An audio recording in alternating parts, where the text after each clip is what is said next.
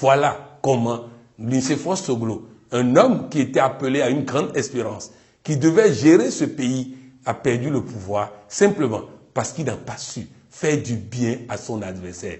Au fait, beaucoup de personnes pensent que c'est en faisant du mal à son adversaire qu'on peut gagner. Or, on oublie les principes métaphysiques de la vie. Il y a Dieu en chaque homme. À partir du moment où vous faites du mal à un homme, vous faites du mal à Dieu.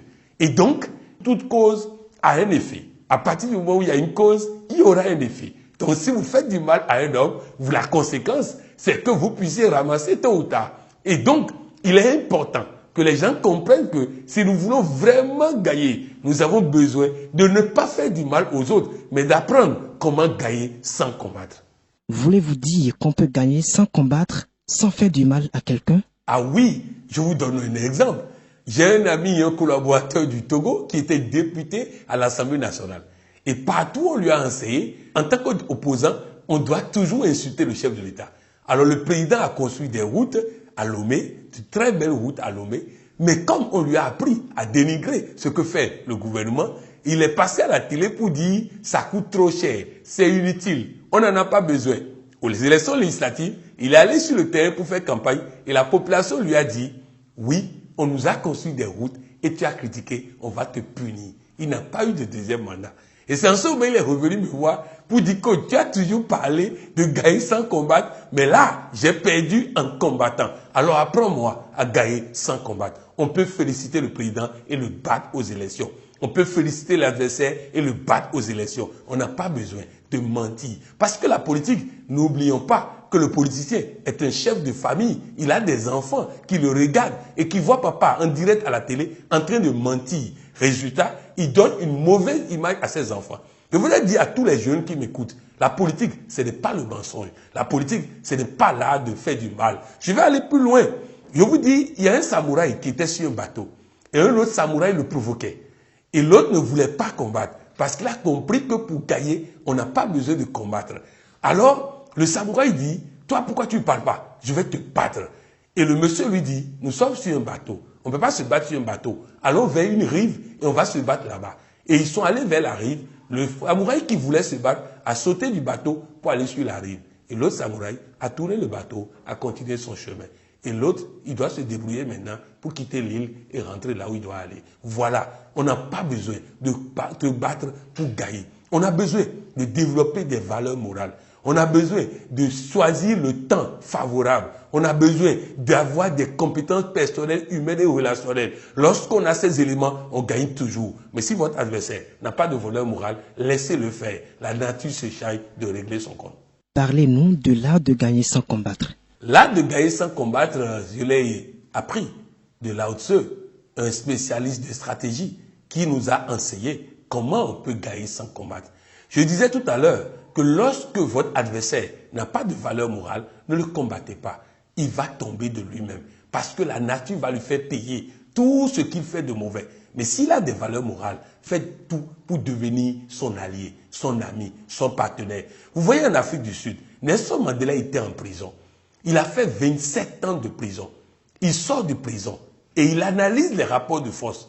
Il dit qu'ils sont toujours plus forts. Ils ont la police, ils ont l'armée. Si je les combats, ils vont me tuer. Donc j'ai besoin de les transformer en partenaires, en associés, en alliés. Et c'est ce que Nelson Mandela a fait. Ce monsieur pouvait gagner 50 élections. Il pouvait gagner 80 élections.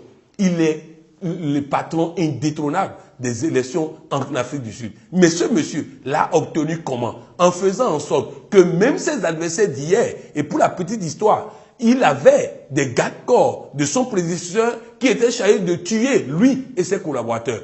Et qui l'ont tenté plusieurs fois, n'ont pas réussi. Quand il est devenu président, il les a pris comme garde-corps. Et en les prenant comme garde-corps, on a constaté quoi? On a constaté que ceux-là sont devenus des admirateurs de Nelson Mandela. Dans Commandant-in-chef, la présidente des États-Unis dans ce film devait choisir son vice-président. Et elle choisit qui? Celui qui l'a le plus critiqué aux élections. Vous allez aux États-Unis, quand Barack Obama est devenu président, il a pris qui comme secrétaire d'État? Hillary Clinton, qui a sorti des dossiers sales sur elle, qui a fait ceci et fait cela. Parce que quand vous choisissez des hommes qui sont contre vous, mais qui sont des hommes d'honneur, ils vont vous faire gagner. On gagne en choisissant les bons hommes, quel que soit leur camp, et en rassemblant. L'art de gagner sans combattre, c'est faire en sorte d'honorer ses adversaires, de manière à ce que, honoré, il n'ait pas envie de prendre une revanche sur vous, parce que lion blessé risque de faire très mal. Bref, l'art de gagner sans combattre, c'est toutes ces stratégies basées sur les valeurs morales, basées sur les stratégies d'invincibilité, basées sur la vulnérabilité de l'autre, basées sur comment faire. Et mieux, sachez une chose, le meilleur général n'est pas celui qui fait beaucoup de guerres, c'est celui qui gagne sans jamais faire de guerre, sans jamais tirer une balle. C'est ça le meilleur général. Pourquoi la plupart de nos dirigeants ne vont pas à votre école? Ah oui, bon, il faut dire que les dirigeants africains veulent des conseillers. Et le coach que je suis ne conseille pas. Il aide la personne à voir clair, à voir les conséquences de ce qu'il fait et à prendre des décisions. Oui, il y a des chefs d'État africains qui sont à notre école. Il y a des chefs d'État africains qui suivent tous les matins le 13 minutes de coaching. Il y a des chefs d'État africains qui nous sollicitent, mais nous ne pouvons pas faire de la propagande autour parce que c'est des contrats secrets. Mais sachez une chose, c'est que les dirigeants africains doivent comprendre que tant qu'ils ne se font pas aider par des gens qui ne viennent pas pour donner des points de vue, mais qui viennent pour leur poser les bonnes questions, pour avoir les bonnes réponses et décider. Barack Obama avait un coach, David Axelrod, qui lui a évité beaucoup d'erreurs qui auraient pu coûter des situations terribles. Il est le seul chef d'État sorti populaire du pouvoir aux États-Unis.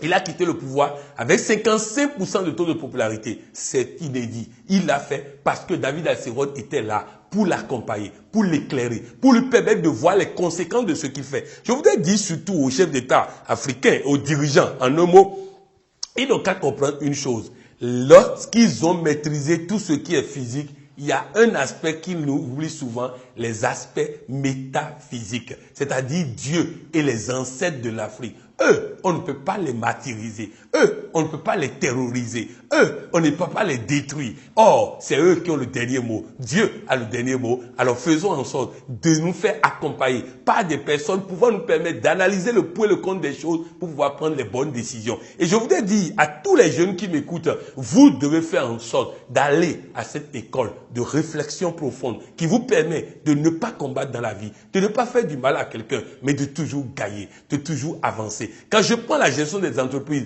voilà un employé au Cameroun que le patron a insulté, méprisé, minimisé. Elle m'a vu. J'ai dit, envoie-lui un message. Dis-lui, vous avez certainement vu quelque chose qui vous a amené à dire ça, mais je vous promets de corriger ça pour que désormais, vraiment, vous allez vous serez fiers de moi. La personne voulait la détruire, mais sa réaction a fait qu'elle est devenue partenaire de cette personne. Il y a une dame à Lomé qui nous a dit son mari a 2 femmes, l'autre a enfant, elle n'a pas enfant. Avant, quand l'autre disait, chérie, mon bébé, tout ça, que ça l'énervait. Mais que depuis qu'elle a compris le connaisse, à partir du moment où l'autre est en train de chérir son enfant, elle prend la parole maintenant, elle se dit intérieurement, bientôt moi-même je vais faire la même chose, donc je n'ai pas de raison d'être jaloux. Elle est sage-femme, elle enseigne à l'école des sages-femmes. Elle dit avant, quand un étudiant dépasse un professeur et ne salue pas le professeur, c'était un scandale. Mais qu'est-ce qui s'est passé? L'étudiant l'a dépassé. Elle voulait brailler, mais après elle s'est dit, elle a peut-être des problèmes. Elle a laissé l'étudiant partir, elle était fière d'elle-même. J'ai raconté ça à mon épouse. Elle est sortie, elle voit une vendeuse d'orange.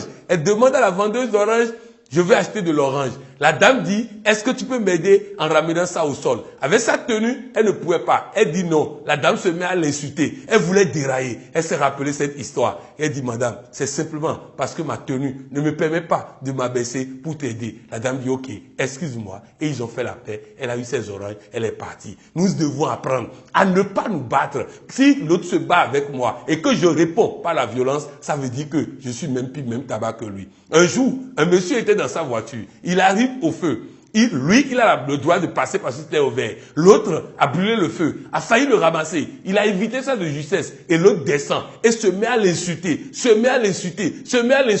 Et il ne répond pas. Et les gens qui sont dans la voiture lui répondent. Mais pourquoi vous ne répondez pas? Il dit, il y a des camions d'ordures qui cherchent là où ils vont jeter les ordures. Alors si lui, il jette ses ordures et que moi-même je deviens camion à ordures, je risque de devenir mauvais comme lui. Alors laissez-le jeter ses ordures et nous on va partir. Voilà l'art de gagner sans combattre. Un secret de Nelson Mandela. Ah, le pardon. le pardon. Lorsque Nelson Mandela sortait de la prison, il y a une voix qui lui disait, si tu sors d'ici et tu ne pardonnes pas, tu seras dehors, mais tu seras toujours prisonnier. Pardon est une libération.